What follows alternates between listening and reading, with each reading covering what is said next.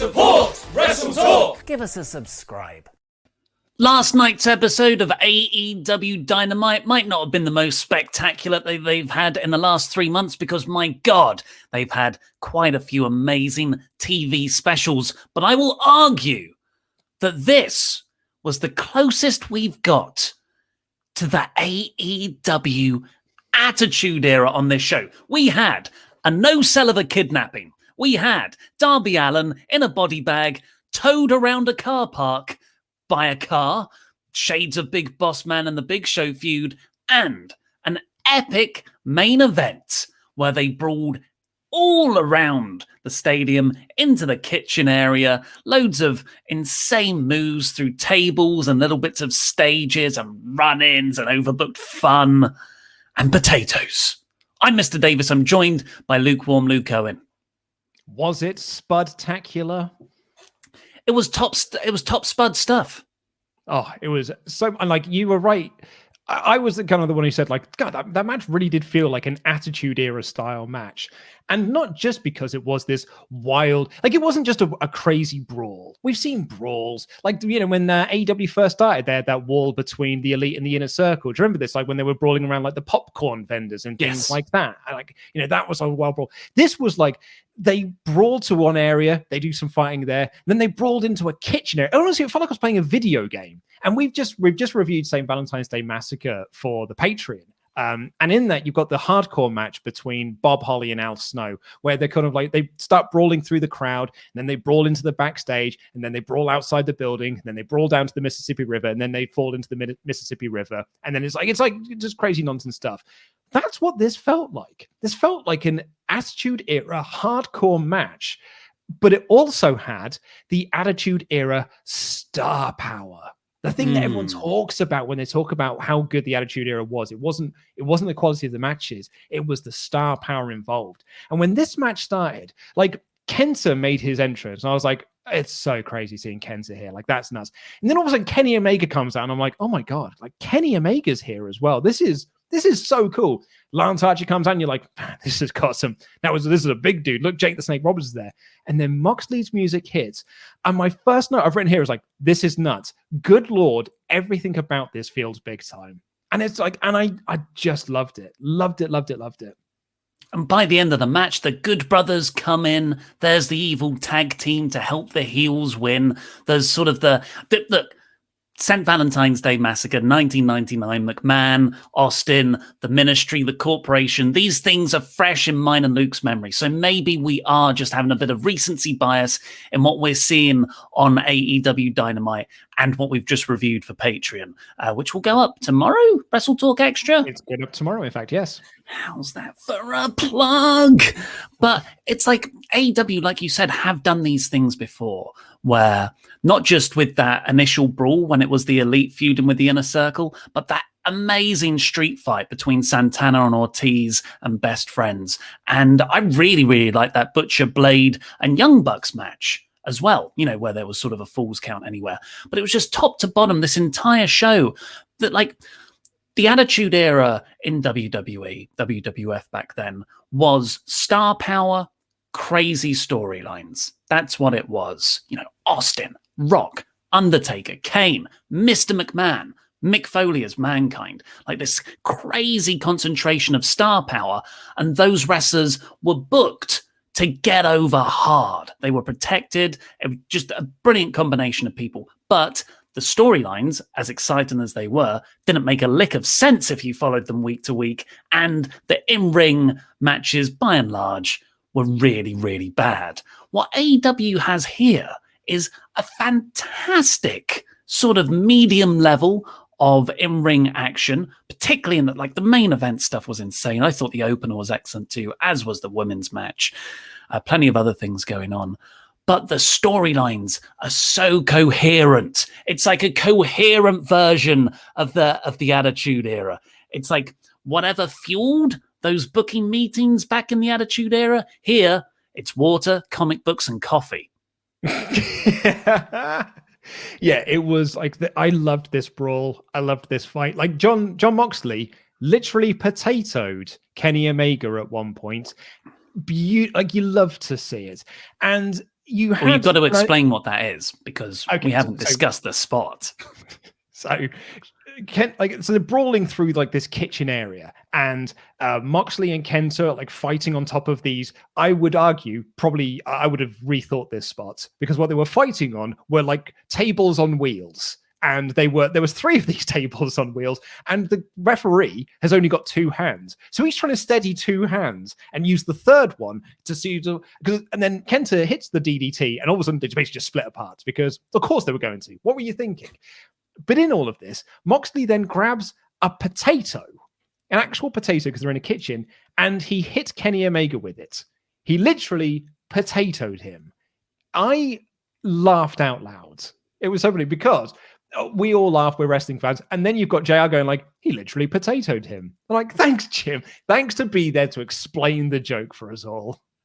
It was, but it's quite a rare thing, and there was a lot of spots like this where it's the hardcore element is so zany, it's veering into the comedic or the buffoonery, which, certain commentators very much dislike. However, I thought they struck the balance perfectly, because I never thought, even with that potato spot, I think it was Lance Archer who first emptied the bin of potatoes onto Kenny Omega, and then, of course, Moxley followed up with the potato punch.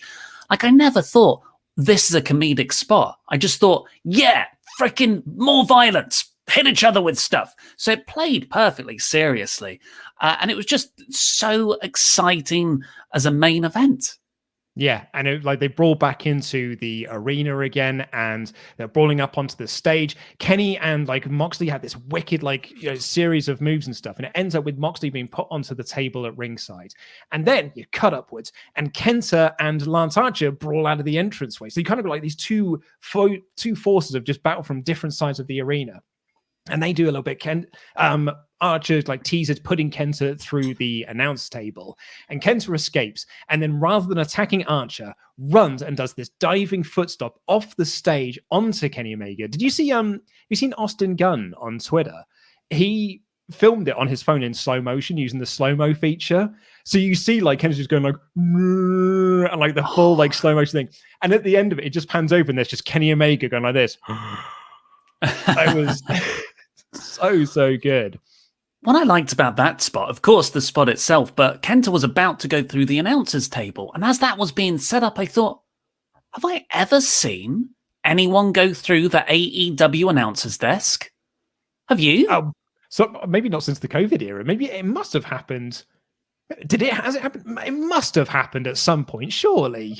But you think of all the times people go through announcers' tables, and I thought, oh, actually, this is quite a protected feature in AEW. People get pushed around there if someone's on guest commentary, or the timekeeping area gets the crap kicked out of it. At least once a show someone goes there. Yeah. It's the Spanish announce table of AEW. But there were so many other amazing spots in this. Kenny Omega got a trash can. He put the trash can over the ring post in the corner, hit the "You Cannot Escape" on John Moxley, I believe it was. But in so doing, picked up the trash can from the corner and moonsaulted with it. It was just perfect action. And I loved Callis on commentary and all of this. I've always adored Callis on commentary on Camus. And he gets over character so well in all of this. I was talking about how MVP was amazing on the commentary on Raw when he was putting over both guys in the ring, but also putting over his guy. And I felt that Callis was doing that. And there's one point during this, the start, where Excalibur goes, God, you look at Kenta in there, and it's hard to believe we're seeing Kenta in an AEW ring. And Don Callis goes, I can believe it. I've been planning this for 4 years. And it was just just getting over that story and getting over his character. And have you seen the press conference that they did? I haven't, no. So they did a press conference, a mock press conference thing with Callis, the Good Brothers, and Kenny Omega. And this reporter asks a question, and they're like, no, I'm not answering this, we're leaving. And then the guy's like, no, I just want to ask one more question. Do you have any response to comments that have been made by Jay White, Tama Tonga, and Tonga Loa? And they sort of literally put it off, being like, who are those guys? I'm not sure. Oh, those are the other guys. And he has this line where he's like, look, we're all fighting for each other. What I want everyone to do is to go and buy Bullet Club merchandise. Let's try and get them back into the top 20 of pro wrestling tees. I know we can all do it together. And he's like, and he was like, the Good Brothers and Kenny, they left Bullet Club, and that allowed this mid-card to make themselves into main eventers. So actually, it was a good thing that we left. But now we're all back together, so it's all great and stuff. Crap in heck. I even want to see the heels fight heels. The whole storyline is so engaging. At the end of the match, after some surprising Jake the Snake Roberts physical involvement, he short-armed clotheslined Carl Anderson. I think when Jake the Snake goes to get physical with someone, you just want it to be like a straight-up punch or something, right? Not a little twirl and a short-arm pull into a lariat. I can do the Mainbreaker too, kid. So he'll be doing like double axe handles off the top next. But that was cool. But he got beaten up. They were going to tease that they were going to do it more, but Archer came in. It took all four guys beating down Archer to pin him with a sort of assisted one-winged angel at the end. But yeah, so Kenta and Omega at the start clashed with each other because they both wanted to get at Moxley. But by the end, they were working together. Yeah, so I guess the Bullet Club are kind of on the same page, but there is definite infighting there still. What I would say as a criticism, and to further your point on star power, obviously Kenny Omega, Moxley, Archer, they have star power. I've got to admit, if I wasn't familiar with Kenta from New Japan, as you've got to assume the vast majority of TNT viewers are for Dynamite, just looking at the numbers of New Japan subscriptions, etc., there's not much of a crossover there, although there is a vocal one. Kenta was very poorly built up in this, as was the IWGP US Championship. Moxley's suddenly got a belt. They didn't where was the video package? Where was the explanation promo about Kenta? Why isn't someone sitting down explaining who he is with some New Japan footage, recapping the feud with Moxley, not just on commentary, but as like a proper thing? Yeah, and I think we can, make this argument as well with FTR. Like when FTR debuted, there were a lot of people who'd only seen FTR as the revival on the main roster. They hadn't seen any of their amazing stuff they did in NXT. So when FTR came in, there was almost like this, okay, it's time to prove me wrong then. Almost like, rather than them being we're going to go out there and make it be amazing, it was more like some fans had the aspect of well, now it's time for you to show me why you're apparently so good. And the first match they had was fine. And we both said, it's not like the most amazing in-ring AEW debut for them. Obviously, they've then gone on to have 5-star and 6-star classics and whatnot like that. But that first match is always going to stay with people. And I think you can make the same argument with Kenta here, which is that, yeah, this match was amazing, but this match wasn't designed to make Kenta look amazing. It wasn't like if you've only seen his WWE stuff, then you're not going to watch this and be like, I'm not sure why everyone's that mad about him, aside from the fact it was a really fun match. Which I would totally get as a criticism. Let's see what you guys think in the Omega chats. Go over to WrestleTalk.com/support to get your Omega chats in. We'll read out every single one of them before the end of the show. Luke Retelik says Jon Moxley has the stiffest potato shot. Stiffest? He is the stiffest. Stuff my hole. Jobber JJ496. Hello, lads. Not a Ultra chat or a Omega chat, but a potato.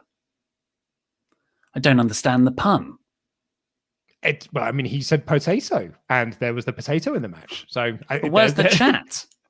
He's talking about different kinds of chats. The potato chats. There you go, potato chat. Mika Pellegrini, Omega and Mox has been a storyline since May 2019, 21 months ago, and it is easily one of the hottest stories in wrestling. Amazing stuff from AEW, storytelling done right. My only problem is in AEW, I don't know who Kenta is or any of the non-AEW stars. Yeah, it's absolutely, that's exactly it. Yeah, you cannot make these shows with the assumption that people are watching everything. We've actually said this before with WWE. In the olden days, when they used to bring up people from NXT, they would often just bring them up with the exact same gimmick. Emma's the one that I always come back to as a great example of this. Emma's dancing gimmick, where she was just doing the crazy dance, got over massively in NXT. So they just transported it straight to the main roster, and they were like, cool, now everyone else do it. And there were a lot of people, like I would say 90% of the people, because NXT wasn't the watched NXT that it is now. It was the really no one is really watching NXT. It was just like about 30 people, this rabid hardcore audience for it. And all of a sudden, the large majority of them watched it and be like, the hell is this dancing gimmick? Like, this is rubbish. This is stupid. But if you did on video packages showing how it got over in NXT, then it might have transposed into the main roster. And I completely agree here. You cannot expect everyone is watching New Japan or Impact. You have got to kind of like, you've got to tell these stories through video packages and interviews. Nate S says, Mox doing his best Shane McMahon impression. Love this episode, especially this match. Cannot wait to see where this story goes from here. Did you see the post-show interview with Don? Kenny Good Bros talking about Bullet Club. Don is excellent. Yes, we already covered that. Someone actually got one of the lines that I missed that really made me laugh. There it is. Yeah, which is like, those are the guys not making money, right? That was Kenny's line about the other Bullet Club. And Bo Hill, finally for now, I am so glad for everyone, especially him, that Kenta now has a chance to change his legacy in the US, and he hopefully won't be remembered as Hideo Itami, but as the insanely talented wrestler he actually is. And Jesus Christ, that double stomp onto Mox. That was so good. Poor table did not break, though, so Mox just took the full brunt of it. It was the Japanese table that followed Kenta into the arena.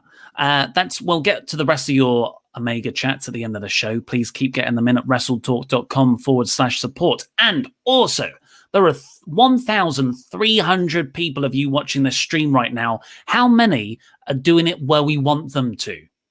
550. So that's pretty good, gang. It's pretty good, gang, right? Like, that's a pretty good number. Because if you are not aware, this WrestleTalk podcast that you're watching at the moment is not going to be on WrestleTalk very, very soon. It's going to be moving over to its own channel, WrestleTalk Podcast. It's our way of kind of helping you, the viewer, to get the sort of content you actually want, because not everyone wants to watch this show. Some people just want the news. Some people just want Adam's List. Some people just want the podcast. So we're moving the podcast onto its own channel. Adam's List are moving over to Parts of Unknown, and WrestleTalk is just going to be news episodes. So after the Elimination Chamber, if you think to yourself, where's that podcast live stream that I enjoy so much? The answer is WrestleTalk Podcast. There's a link for it down in the video description. It's in the chat as well. Head on over to the new channel, give it a subscribe, get used to the new home of the WrestleTalk Podcast. Nicely done. We are dual streaming this stream there right now. So you can just watch this exact same thing, go over there now. Tell us in the comments once you've hopped over. Look, Owen C's there. Well done, Owen C. Andy Alvarez. Oh yeah, he's there. Dylan Reeder, he's switched and subbed. That's the spirit. Blakey Biz 20, he is here. So go and be like those people. And prep yourself. Nice one, Jay Walker. The changeover is coming. Once Elimination Chamber is over, the change will have happened. So come on over.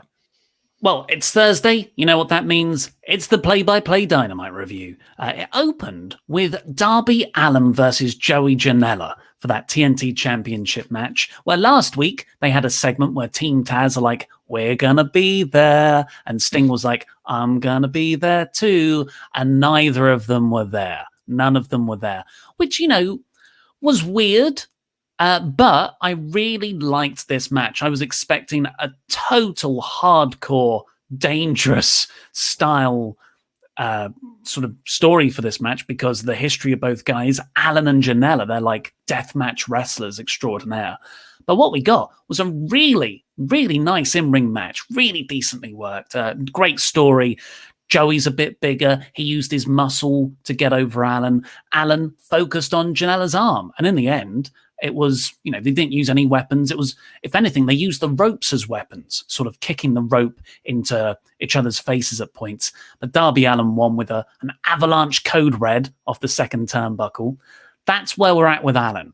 That is a restrained move for Darby Allin, hitting a code red off the second rope. And then he tucks Janella's arm, the one he's been working over, under his body, and then hits the coffin drop onto him. I thought that was such a nice finish. I really like this match. Allin retains.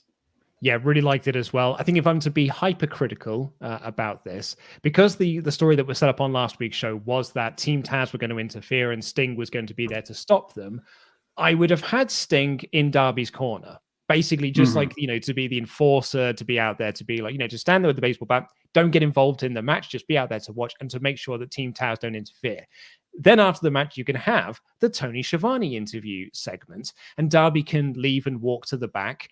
And that's when you then do the Team Taz thing where they capture him, they drag him in the body bag. Because the story doesn't quite connect itself with what was set up last week into this match and then the following segments after. Whereas it could have been tied together a bit nicer. However, the one thing I really, really enjoyed about this is that there was no interference. This was a clean match with a clean finish. And that is always going to get a big thumbs up in my book. Yeah, we'll talk about the Sting stuff shortly when that comes up, because that happened a bit later. Mox cuts a great promo holding his IWGP United States title. I popped huge for seeing the New Japan Championship over his shoulder. But at the same time, this is what we talked about earlier, it's going to be highly confusing to people who don't know what a New Japan is, which you've got to assume is everybody. Because what is it, Luke? Everyone's issue? Oh, it's the Stan Lee comment. So Stan Lee always used to say that everyone's first comic. Oh no, every comic is someone's first comic book. So you've got to treat every comic book like it's someone's first issue they've ever read. You can't just assume that everyone has read everything that has come beforehand. So yeah, so I think you should also do that with this. Do you remember when they first started and they were using like the AAA tag titles for like Double or Nothing and All Out, and there were a lot of people who've been like, guys, don't just randomly bring in belts, because it is going to confuse some audience, because they haven't been used those belts on TV since. Like Omega's not carrying around the AAA Mega Championship, even though he is the champion. You have got to pick your spots on when you're carrying these belts around. Definitely. After that, we got Sammy Guevara going to confront MJF. This was after the bit last week where the Inner Circle, like Sammy stormed off because he didn't like what MJF was doing. Jericho went after him and the door closed as MJF was going to have a private word with the rest of the Inner Circle members. So this was following on from them. Sammy brings in the cameraman because he's like, I want you to record this and see this. I like how they get over that there's a reason for the cameraman there to be filming these segments, these private moments between two wrestlers. Adds a lot to the believability. But Sammy says, look, I know you're trying to take over the Inner Circle. MJF gaslit Sammy back, saying, what are you talking about? It's all in your head. And then he effectively gets Sammy to say, I hate Chris Jericho. I want to take over the Inner Circle for myself. And MJF's like recorded this on his phone. He says, I've got what I wanted. And Sammy goes, what are you talking about? No, you can't record me saying that. And he grabs the phone, smashes it against the wall and punches MJF in the gut. It did work, aside from the fact the cameraman was also there. So the cameraman was also recording that. So it doesn't fully work. It's sort of because I've heard this criticism a lot. And in my head, that MJF's plan wasn't to use the sound recording. MJF, like, look back over the last couple of months, how subtly he's played it in every segment. Even segments like when no one's supposed to be watching, he's still like, he plays it sincerely. So why would he then really over the top go, well, that's what I wanted to hear? Well, stop recording. I'm walking off with my phone now. It's so obvious that MJF was laying a trap for Sammy to smash his phone and punch him in the gut. And that's on camera. That's on camera. And now MJF can show Jericho that footage. Yeah. That makes total sense to me. That does make total sense. I will admit on that one, I was wrong. I think you've actually completely nailed that. There, I'm going to hold my hands up on that one. I was wrong on that. I think you've totally nailed it. I loved it later on when Sammy said, like, when Sammy quits the Inner Circle following the match, this smirk on MJF's face. It's only like a couple of frames where he just sort of goes, got it right. Like I got what I wanted, and then he just goes, Chris, like, oh no, oh no, he's quit. Chris Jericho has pointed out in the past that he watches Dynamite. So he is aware of the segments that he's not a part of. So I appreciated this. Next up, we got Cody Rhodes and Lee Johnson, who has a long losing streak on Dark, getting a sort of Dynamite debut, versus Peter Avalon and Cesar Bononi, who used to be in NXT. Really big Brazilian guy. Great look.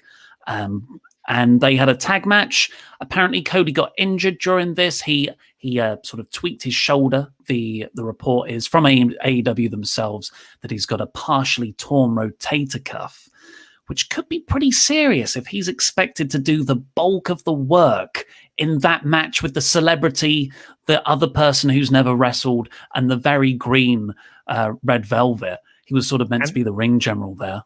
And let's not forget that that person who hasn't had a lot of matches underneath her belt is there because the person who was originally supposed to be in that match is no longer in that match. Like, I don't think you want to have then another replacement in the match.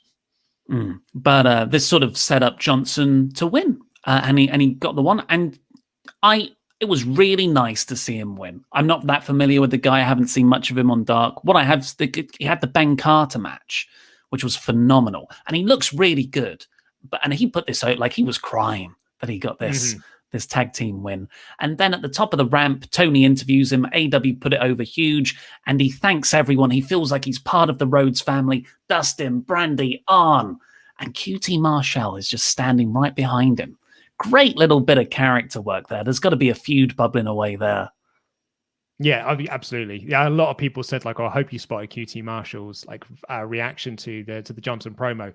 What I really liked about this is that this wasn't Johnson getting worked over by the heels to lead to a Cody hot tag. It was Cody getting worked over to lead to the Johnson hot tag so that he could run wild. Like, all of the shine was given to this kid that they're grooming to be a potential top star in the company, which is what AEW are doing a lot of at the moment. AEW was essentially a mix of WWE's main roster and NXT, where they're having like your established stars who are putting on storylines, but also here's some up and coming talent that we're trying to make into future stars. And they're just going to be mixing it up with all of our current talents that we've got as well. Like this felt like Cody had gone to NXT to work with some of the NXT boys, because it was like, and Peter Avalon, and the same thing with Cesar Bononi. And I really, really liked that about this. I know some people are kind of like a bit critical of Cody because he's always putting himself over, or like he works too much and then he's going to be a bit injury prone. But I kind of think this is one of those examples that you can show that Cody is never doing anything just for himself. He is only ever doing things for the best of the company. There was another interesting wrinkle to this. At the start of the match, before it got underway, Cody went over to Arn Anderson's son at ringside. Arn Anderson's son, who appears to be about 5 years younger than Arn Anderson. He's just, like how I think Arn Anderson came out of the womb fully formed as today Arn Anderson. And his son seems exactly the same. That sort of just tough looking badass. And he shakes his hand and they put over, look, that's Arn's son. He's training to be a wrestler right now. Part of the Nightmare family, presumably. Recruit number 1,267. And this comes just a few days after Arn Anderson's podcast, where he spoke about being very excited for a future plan where he's going to manage a new tag team. And I look at this segment and I think, is it Johnson and his son? Hey, do you know what? It could be. Yeah, it might be onto something there. He looks awesome. This Brock Anderson kid, like just like not like as a wrestler, but just like you said, like Arn Anderson. He looks exactly like Arn Anderson, basically. So I'm excited to see what they're going to do with him actually, and see what this does lead to with him or with Arn Anderson. And yeah, well, I'm stoked for it, man. After this, we got a backstage segment where the Bucks sort of confronted the Good Brothers in an interview segment with Dasha Fuentes, and they were sort of disagreeing over the Battle Royal last week to decide the number one contenders. And the Bucks were like, we were going to pick you if we won. Why did you throw us out? And the Good Brothers, perfectly reasonably explained, hey, our beef was with Private Party. We got rid of them. That's not on us if you got distracted. So they sort of patched things up. But then the Bucks said, well, we're getting a bit angsty. Let's defend our tag team championships next week. Let's do it against Santana and Ortiz, because the idea was Santana and Ortiz disrespected them during the match. Did they do the Young Bucks pose? Good Brothers rolled them up to do. So now we're in a position. I didn't like this. We're in a position now where a team that lost the Battle Royal the previous week is getting a title shot 2 weeks after. But, maybe you could it should not. It shouldn't be for the title, but it is what it is. What annoys me more is that the Inner Circle had that match to decide the official tag team of the Inner Circle, and it's Jericho and MJF. Yeah, I mean, that was going to be my point on this, was they had that match, the Tornado, the Triple Threats tag team match to decide who was going to be the official team of Inner Circle. Then the following week, all three of those teams were in the Battle Royal where they could become the number one contenders for the pay-per-view. And then the following week after that, one of those teams that didn't win are getting a title shot. So what was the point of the match then? What was the point of the original match? Yeah, I don't know. And I get it from a story perspective where you beat the lesser tag team in the Inner Circle to go on to then have the title match at Revolution against Jericho and MJF. But maybe it should never have been billed as the official tag team of the Inner Circle. It should just be the top dog tag team in the Inner Circle. Yeah, because I know that Santana and Ortiz, I'm pretty sure they were given this title shot because of the ranking system, and I think they're like the ranked number one team or something. So that's why the Bucks picked them out. But also at the same time, then, well, like, if they're the official team, why are they part of the rank? I think it adds a lot of questions that don't really need to be there. And yeah, I think you're right. Like, it was adding into that storyline wrinkle that we're the official tag team of the Inner Circle that was decided by a match that has sort of like added to a lot of the confusion to this. After that, we got part one of... I was going to say my favorite thing on the show, but I had like 8 different favorite things on the show. Definitely one of them. Matt Hardy said, "Hey, I just can't stop thinking about our win last week. It was great. How about we go out for drinks later?" And Paige is like, Hangman Page is like, "I don't know." And he's like, "Hey, the drinks are on me." And Paige is like, "All right then, I'm there." And then Paige walks off to get his bag, and he walks into the Dark Order. And it's just that awkward sort of, "Oh, no, I'm just going to go for drinks with Matt now. Nice to see you." Oh, and John Silver I just wanted to reach through the screen and hug him. And I've said this before, but because he looks like Pete, it makes it even harder to see his little heart break every single time. It's very well done. There's more of that later. Good. So lovely. Then we I've not got much to say on this, other than Pac is great. This was an excellent squash match. Pac just came out and destroyed Ryan Nemeth for about 3 minutes. Yep. I've got 2 notes, really, which is he knocks Nemeth out cold, still hit the Black Arrow and Brutalizer for the win. Like, he basically had the match was over. Like, he knocked him out. He's like moving. He was like, "Oh no, he's dead." I think I'll hit the Black Arrow then. I mean, that's probably more dead. So I'll lock in the Brutalizer instead. Yeah. He was passed out. I love that Pac is a heel. He's just a bastard, but we love him for it. Ryan Nemeth interestingly tweeted out that he used to babysit for Brody Lee Jr. Brody Lee Jr. And he was in town, and is it Amanda, Brody's wife? Yeah. She said, "Hey, why don't you do some wrestling for Dynamite?" And, they hooked him up, and that's why he's done the last 2 weeks of TV. Oh, nice. I didn't know that. That's cute. Yeah, that's what he tweeted out after the show. Just lovely. Then we got highlights of the wedding from last week, and Miro said he's going to have his revenge. Cuts back to Orange Cassidy and Chucky T enjoying some champagne, being like, they should have guessed that Cassidy was going to come out the cake. Of course I was going to come out the cake. Come on. Should have seen that a mile away. I thought Miro's promo was really good. It is still going, but I thought Miro's promo was very good. I'm ready to see the end of this now. Oh, though. Me too, mate. Oh, Mr. Davis. Me too. But while that, I'm trying to segue this. Will this work? While that I've exhausted my patience. Nah, it's not going to work. I really like the Acclaimed, is what I was going to say. Because, when they first debuted and they were doing the rapping, I was like, cool, whatever. I don't know if it's working. Something happened on this show. Apparently they were great on Dark as well, which I haven't seen, but I'm going to watch that segment. They come out and they were amazing. Mm-hmm. Like, you want to talk about a team that's just come out just already feeling fully formed. Where it's like, oh my God, you're already like one of the best acts in the company. Like, you've literally just walked through the door and you're like, here's our act. We're so different from everyone else. Here is how we're different from everyone else. And you're like, oh my God, you're just a fully formed team. And I love it. It's great. Yeah. So they had a match against Jericho and MJF. because was it Max Caster who lasted till the end of the Battle Royal with them the previous he week? eliminated MJF, yeah.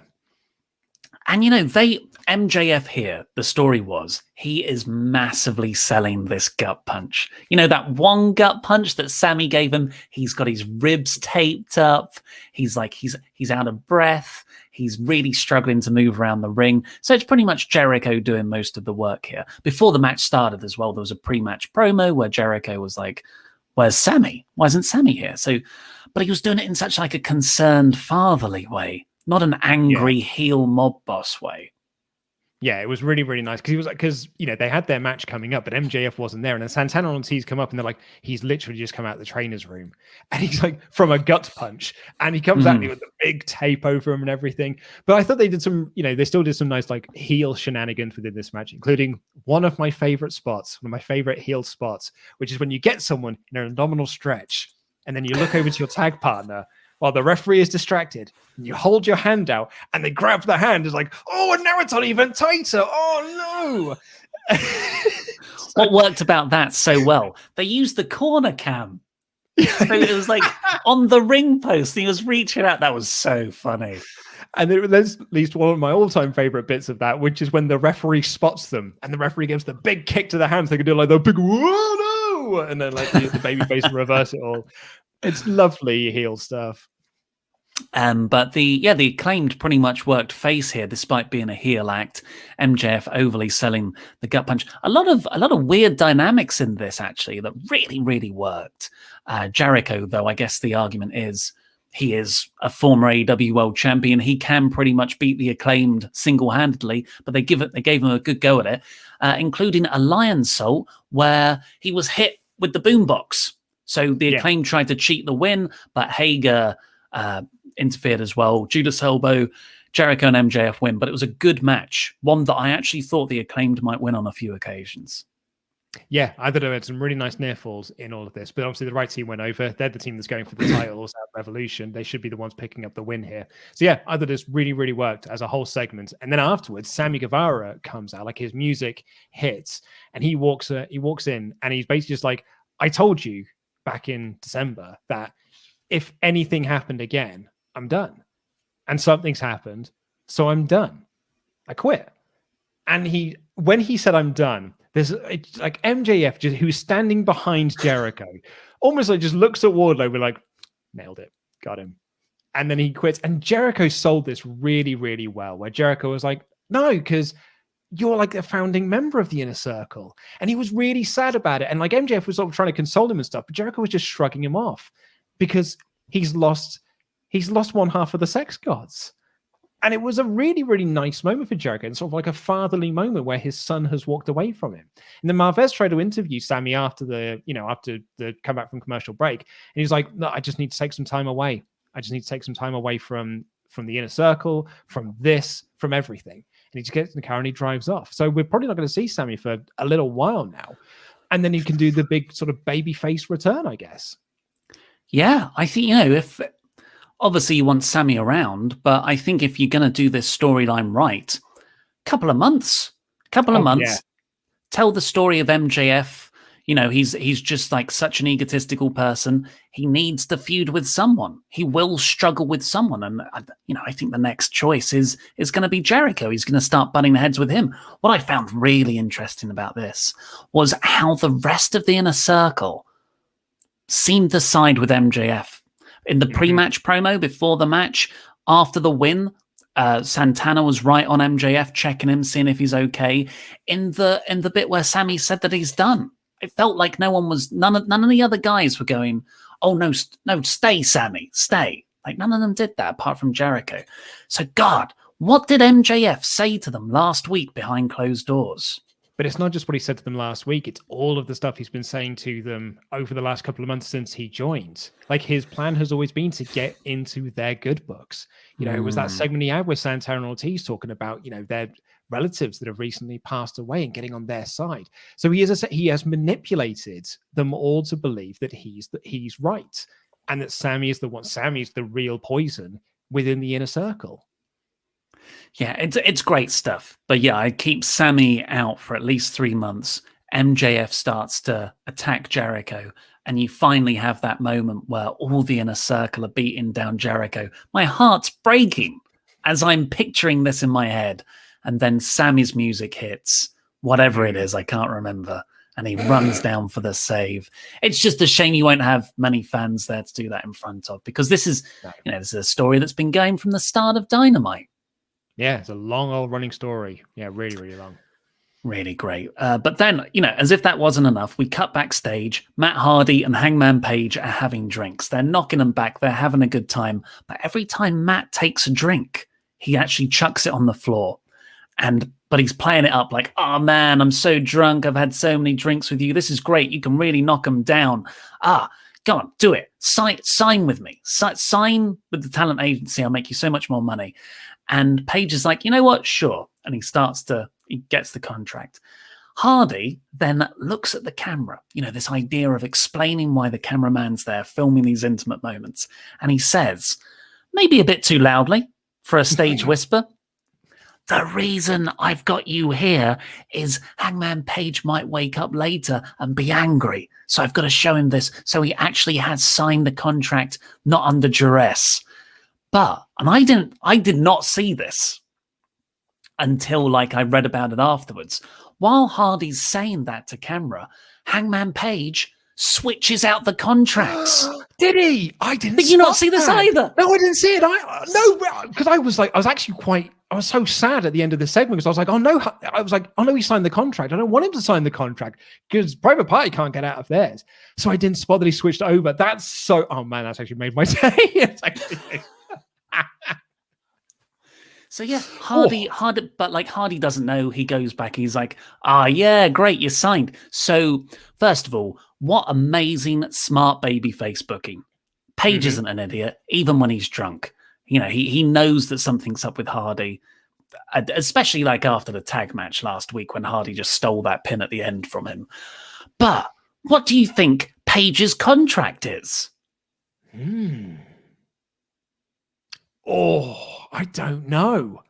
I hadn't even thought about that. That it's actually, I just thought that maybe he just flipped out for a blank page or whatever it is. But no, he's actually, it's a different. I'm gonna plead the fifth on that one. I don't know. I don't know what to say. Surely a match at Revolution, singles match at Revolution. Yeah, so that makes sense. Or you release Private Party. I wouldn't have that because I quite like heel Private Party. Or it's a 6-man. Of Matt Hardy and Private Party versus Hangman Page. He needs 2 guys to back him up. Silver, Reynolds. Yeah, that'd be really nice. For a 6-man. Because they're all teaming together next week. They're in an 8-man with Hangman and Private Party with Matt Hardy. So I think we're going to find out next week what was actually on that contract. Oh, that's actually, you know what? I was looking forward to that match anyway because I wanted to see what the next step of this. I'm now way more looking forward to that match than I was at the start of this podcast review. After this, we get the latest Sting interview. I don't get excited about Sting being. Guess what? Team Taz were on the Titantron. Yeah, they were. So, every episode of Dynamite now starts with, and Tony Schiavone will be talking to Sting later. I'm like, what? Who gives a crap now? He never says anything. It's always Team Taz interrupting, which is a shame because I thought this angle was actually really good. It cuts backstage after Taz interrupts before Sting's barely said a word. And what they've done, Team Taz, they've put Darby Allin in a body bag. They've tied that body bag to a car and they drive around the car park. Yeah, this segment would have been so much more effective if every single week since December 2nd, we've not had a Sting segment where Team Taz interrupts or Sting interrupts a Team Taz segment. I said this from the very get-go. I'm a broken record at this point. You putting Sting on TV every single week diminishes the value of Sting. And that's a shame. But you know what? It's not just true of Sting. It's true of all talent. That's why, and one of the AEW strength is that they are very restrained in putting out their talent every single week. FTR is one of the best tag teams they've got on roster. They're not on TV every single week. And that's fine because when they are on TV, it makes you, I was like, oh, brilliant. FTR on TV next week. I better make sure I watch next week so I can see them wrestle. when you just keep saying Sting's on the show, Sting's on the show, Sting's on the show, Sting's on the show, and it's the same thing every single week, it's law of diminishing returns. And it has got to the point, I'm with you now, when they announce Sting is doing a segment with Tony Schiavone, like December 8th, I'm like, oh man, cannot wait to see that. Absolutely cannot wait to see that. February 10th, yeah, I've seen it now. I've seen it for the past 10 weeks. So it doesn't have the same specialness that it once had. Not terrible by a long shot, but I Absolutely think a not. massive amount of missed potential to have Sting come back and he already feels like part of the furniture. And a hoodlum. What a hoodlum. Also, other things that would have improved this segment. At the end of it, commentary is screaming, "Oh, and Sting's in hot pursuit." He walked very slowly off the stage. Oh, but Mr. Davis, this is Sting. He walks with purpose. He's always in hot pursuit. He's getting away very slowly. And the other thing was, as Jonathan Hedman pointed out to me earlier, Darby loves this stuff. He was making short films a couple of months ago about him being pulled around in a body bag. It tickles him. Yeah, he was having a brilliant time. After that, we got Layla Hirsch versus Thunder Rosa in the first eliminator tournament match. I haven't actually got any notes for this. I just watched it and I enjoyed it. I really like Layla Hirsch. Thunder Rosa's great. Thunder Rosa won. Yeah, really, really good stuff. I think the most interesting thing to talk about from this is that I'm guessing from the way that it was sort of advertised, because so like we've got the US side of things, we've got the Japanese side of things. Here's all the women that are going to be on the Japanese brackets, which we went over last week, and here's the matches that we're going to have within this tournament. But crucially, on the sort of announcement, they had Dynamite, and they also had the YouTube logo with AEW's YouTube channel, which makes me think then that all the Japanese matches are going to be on the YouTube channel like they were for the tag team eliminator tournaments. Which, as we expected. Exactly, which like we sort of thought they would either do truncated versions and they'll just show you highlights on Dynamite, which they may still do, but the full matches will be on YouTube. Part of me is just like, yeah, that totally makes sense. The other part of me is just like, that kind of sucks, because if it was a men's tournament, I don't think they would have had the same treatment of that. I think they would have shown, they'd have just shown all the matches. I don't know. It depends. The reason, if you didn't watch last week's episode, the reason we thought they might do it this way is because TNT is nationally broadcast. It's got certain production standards. You can't just start putting on, I don't know what they're going to be like the production of the Japanese matches, but it's not going to be the AEW production team filming them. Mm-hmm. So if they look exactly the same as an AEW match, then you probably should put those on Dynamite, but I suspect they won't. That's what they're concerned about. But yeah, I do hope they'll have edited versions. Otherwise, we'll be in the same problem as we are with Kenta, where we won't know who these people are. And that you would have built it up on YouTube, but that isn't the same audience that watches Dynamite on TNT. Which Tony Khan knows. And we know that Tony Khan knows because he admitted this in an interview. Like, this is the interview he did after Full Gear, where it was like, yeah, I'm really like, I should have noticed this earlier, but we built all of the storyline between Nyla Rose and Hikaru Shida on Dark. But I should have realized that not everyone who's watching Dark is watching Dynamite, or like it's not the same. There isn't the exact same audience watching both shows. So that was a mistake that we had made. So my hope would be that you would learn from that mistake. Someone mentioned in the comments, apparently all of them are being shown on Monday as well. Like, so all four of them, all four matches are being shown then. And finally, because we've already spoken about the main event, which was amazing, Jungle Boy's backstage with Tony Schiavone talking about FTR. Well, he cuts, I love Jungle Boy, so I just like him regardless, but it wasn't the strongest promo. It felt very wooden and sort of overly scripted. Some of the verbiage was a bit weirdly chosen. And ultimately, it was about Marco Stunt being kidnapped. And he didn't really seem to care that much. Well, that's because Marco's fine. Like, they did say, Tony is at the interview said, like, we found out last week that he kidnapped him. Marco's okay, though, so that's really good to hear. So he's back and he's fine. At least that's what I took from this. So I think that's probably why he was then just, focused on picking on FTR in his promo. I didn't know if it doesn't really do anything for me, that stuff. Do you know what, Davis? It was fine. It was fine. Overall, though, I I loved this episode. I thought it was remarkable. Sammy leaving the inner circle, that main event, that opener, the Hangman Page stuff. Like, it's a 4 out of 4, folks. But I've seen that the other 4 out of 4 shows were better.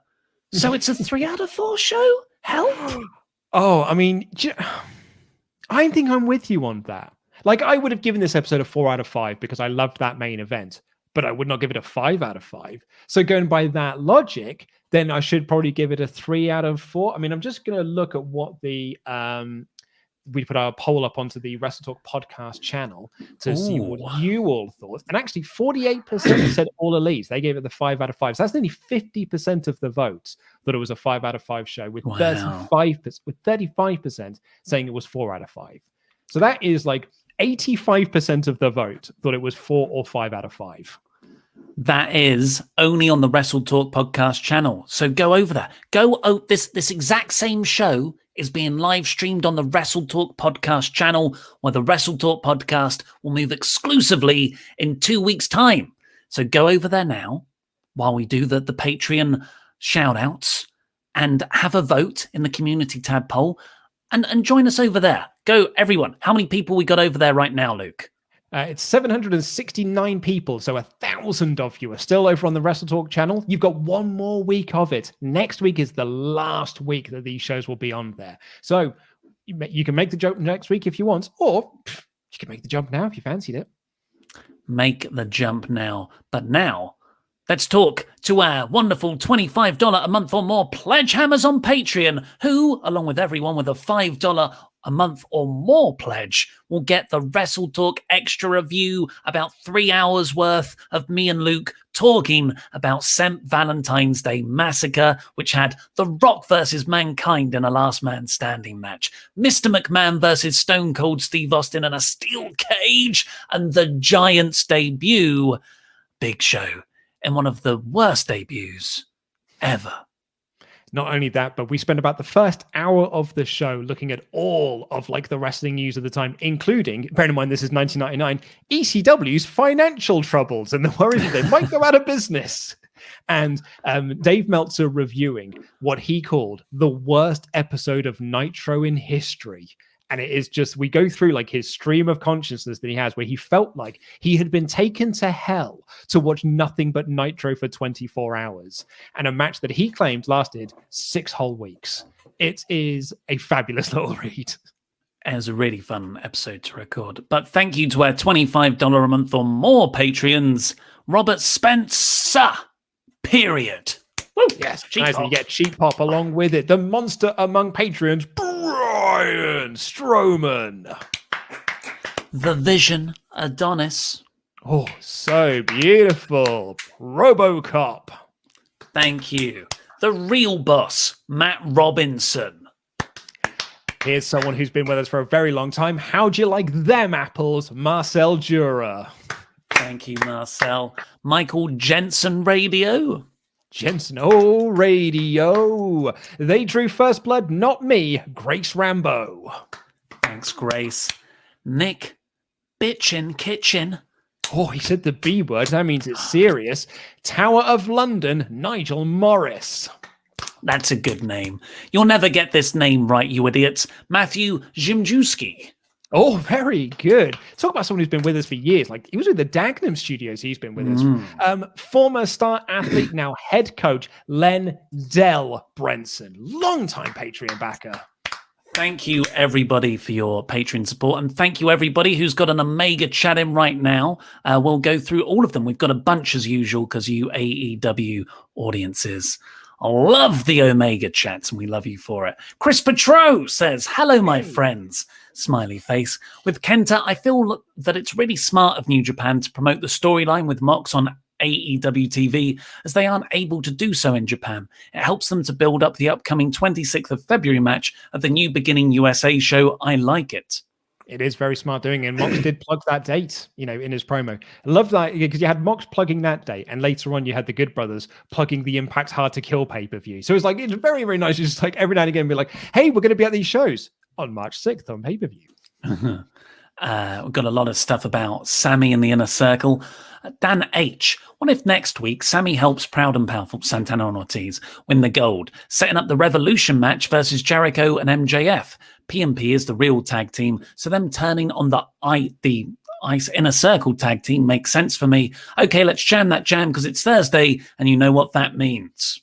I think it's probably too early for that. Like, I don't think you want to be taking the belts off the Young Bucks at the moment. Like, that's not like the Inner Circle storyline doesn't need the belts.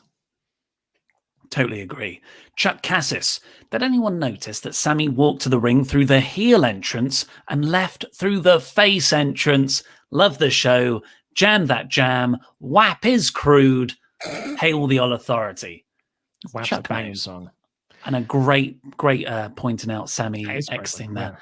Yeah. Alexis Ebden. Regarding the official tag team of the Inner Circle bit, have AEW actually acknowledged that? In my mind, that was the Inner Circle putting their own stipulation on the match, so the AEW rankings and the Young Bucks don't see an official team.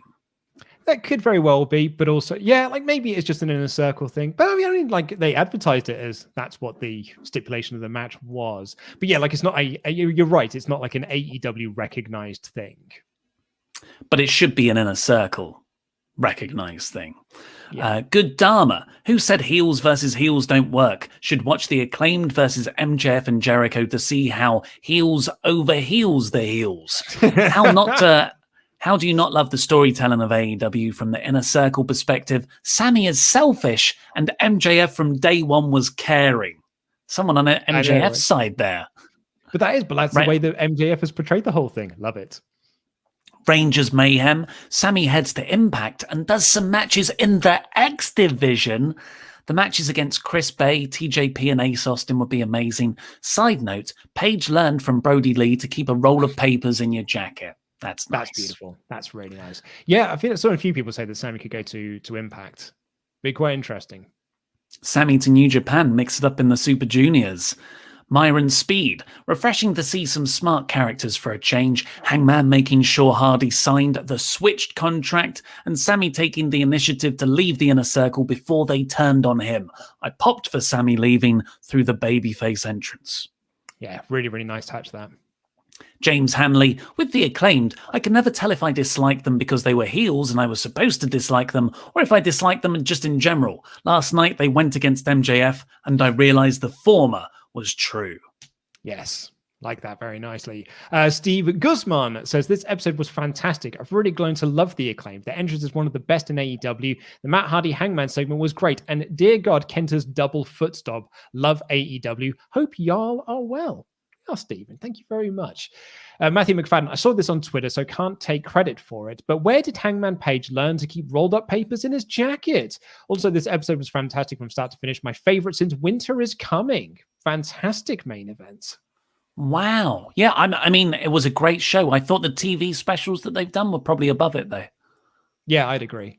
Gabriel Caruso, do you think that AEW will book Santana and Ortiz at the top of the tag division again, or Pentagon Phoenix as the top of the card stars? I feel like those four guys got left at the wayside, even though they need constant exposure. I want them to have title runs. I mean, you're talking to the converted, Gabriel. It should have been Pentagon, Phoenix, and Santana and Ortiz all the time. Yeah, we're still early doors of AEW. There's still very much time to do this, but at the same time, I also agree with you because I'm like, but why? But why not Penta? James Hanley, for Valentine's Day, I hope everyone has someone in their lives who talks about them the same way JR talks about Picture in Picture. Oh, my restaurant quality girlfriend. Good Dharma, 3 out of 4. 3 out of 4. What? 3 out of 4? WTF Ollie wants from AEW. This wasn't a special episode, but felt so special to me. Maybe it's because I'm into most of the storylines. The main event looks amazing with all the belts and the briefcases. 4 out of 4 for me. I enjoyed it so much. Fair play to you. Yeah, like I said, it's a 4 out of 4 show. Sorry, it's a 4 out of 5 show, but it's just the limits of Twitter. Nate S. What if the contract Hangman signed out was a Dark Order contract they used to use, and Hangman just signed as a witness or something, trying to make amends with Dark Order by giving them a new member in Matt Hardy? Maybe. I mean, they did interact with each other when he was going backstage.